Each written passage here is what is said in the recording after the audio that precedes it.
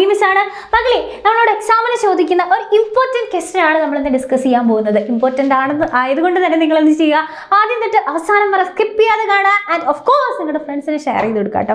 So ഇംഗ്ലീഷിൽ നമ്മളോട് ചോദിക്കുന്ന ഒരു ടൈപ്പ് ഓഫ് ക്വസ്റ്റ്യൻ ആണ് എപ്പോഴും ഡയറി എഴുതുക അല്ലേ. അപ്പോൾ ഏതൊരു ചാപ്റ്റർ ആയിക്കോട്ടെ, ആ ഒരു ചാപ്റ്ററിൽ നിന്ന് നമ്മളോട് ചോദിക്കുന്ന ഏതെങ്കിലും ഒരു ക്യാരക്ടറിൻ്റെ ഡയറി എഴുതാൻ നമ്മളോട് എപ്പോഴും ക്വസ്റ്റ്യൻ പേപ്പറിൽ ചോദിച്ച് കണ്ടിട്ടുള്ള ഒരു ക്വസ്റ്റ്യൻ ആണ്. സോ ഇതുപോലെ ഒരു ക്വസ്റ്റ്യൻ ചോദിച്ചാൽ എങ്ങനെ എഴുതണം എന്നല്ലേ. സോ ഡയറി റൈറ്റിംഗ് എന്ന് പറയുമ്പോൾ എന്താണ് എന്ന് നമ്മൾ അറിയണം. ഒരു പേഴ്സണൽ ഫോം ഓഫ് കമ്മ്യൂണിക്കേഷൻ ആണ് നമ്മുടെ ഡയറി റൈറ്റിംഗ് എന്ന് പറയുന്നത് അല്ലേ. സോ ഡയറി റൈറ്റിംഗിൽ നമ്മളിതാ നമ്മുടെ അന്ന് സംഭവിച്ച അല്ലാന്നുണ്ടെങ്കിൽ ആ ഡേയിൽ സംഭവിച്ച കാര്യങ്ങൾ നമ്മൾ പേഴ്സണലായിട്ട് ഡയറിയിൽ എഴുതുന്നു. സോ ഇപ്പോൾ നമ്മളൊരു ഡയറി എഴുതുമ്പോൾ എന്തൊക്കെ കാര്യങ്ങളാണ് ശ്രദ്ധിക്കേണ്ടത്? എപ്പോഴും ഫസ്റ്റ് പേഴ്സൺ ലാംഗ്വേജിൽ വേണം ഡയറി എഴുതാൻ. എന്താണ് ഫസ്റ്റ് പേഴ്സൺ ലാംഗ്വേജ്? ഞാൻ എൻ്റെ ഡയറി എഴുതുമ്പോൾ ഞാൻ, എനിക്ക് എന്നൊക്കെ പറഞ്ഞിട്ടാണ് എന്നെ സംബോധന ചെയ്യുന്നത് അല്ലേ.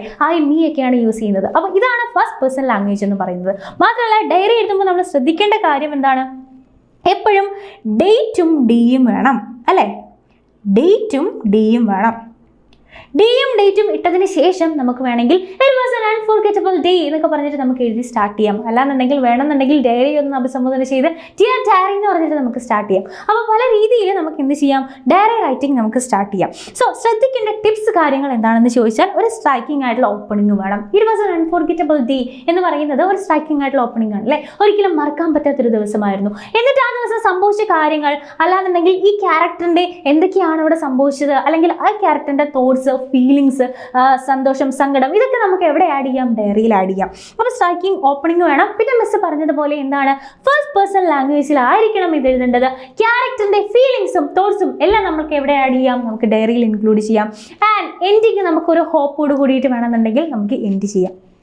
സോ ഇനി ഇതാ ഡയറിയുടെ ഒരു ഫോർമാറ്റ് നോക്കിക്കഴിഞ്ഞാൽ ഇവിടെ ഇതാ ഡേറ്റും ഡിയും കൊടുത്തിട്ടുണ്ട്.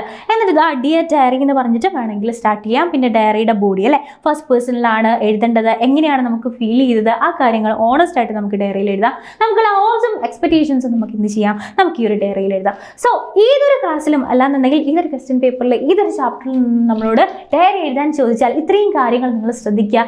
ആൻഡ് ഈ ഒരു വീഡിയോ യൂസ്ഫുൾ ആയിട്ടുണ്ടെന്നുണ്ടെങ്കിൽ തീർച്ചയായിട്ടും ഫ്രണ്ട്സിന് ഷെയർ ചെയ്ത് കൊടുക്കുക. ഇതുപോലെയുള്ള യൂസ്ഫുൾ വീഡിയോസ് ആയിട്ട് നമുക്ക് ഇനിയും കാണാം. അതുവരെ bye bye and take care.